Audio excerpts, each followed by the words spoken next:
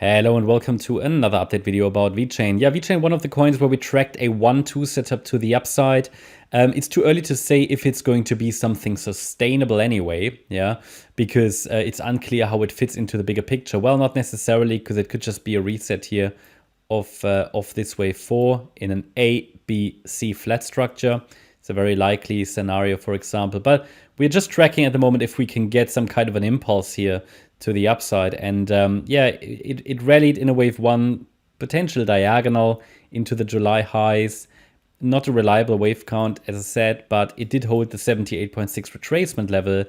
Now is pushing, and it might form an inverse head and shoulders here, similar to Solana. So I'm tracking this left shoulder, head, right shoulder, and a break above the last swing high, basically at 1.85 cents, could push it higher in a third wave rally within this small impulse.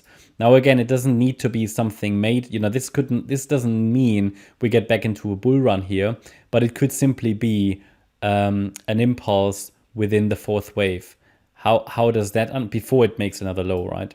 How does that unfold, or how does that work? Well, look, the A wave, the B wave, overshooting to the downside, and then a C wave to the upside. 1, 2, 3, 4, 5. An absolute likely wave count, yeah? So, however, at the moment, I'm just simply tracking if it's forming an impulse anyway, because if it breaks back below the September low, then it goes down more directly. And the wave 4 already finished, okay? And it makes one more low in a wave 5. And then what would be the target for that? We can actually calculate that by using here, yeah, let's just use waves 1 through 3. I would then be targeting the 1.07 cent level next. Yeah.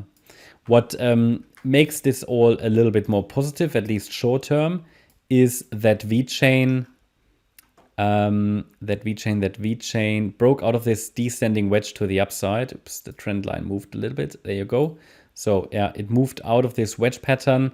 Not sure how reliable this wedge pattern is, because there's quite a bit of free space in there, but it's still something that we've been tracking, a trend line that broke, and now it just needs to break above the neckline of that inverse head and shoulders pattern. Now, what would be a target for the third wave? Target for the third wave would be, okay, so target would be the first level I'd watch is the wave 1 high, the July high, and here we talk about 2.12 cents. Then the 1-to-1 ratio is not really a target, but it's still a level to watch at 2.33 cents. Then 2.6, and ideally it would reach the 3 cent level. Then a wave 4 and a wave 5. Now, it doesn't necessarily need to reach 3 cents, but 2.6 cents would be good.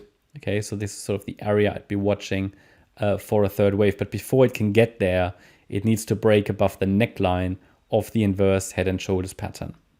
Yeah, that's my update about VeChain. I hope you liked the update. If you did, please hit the like button, leave a comment and subscribe. And if you really like the content, then please check out the channel membership. Thanks a lot for watching. Bye-bye. Bye-bye.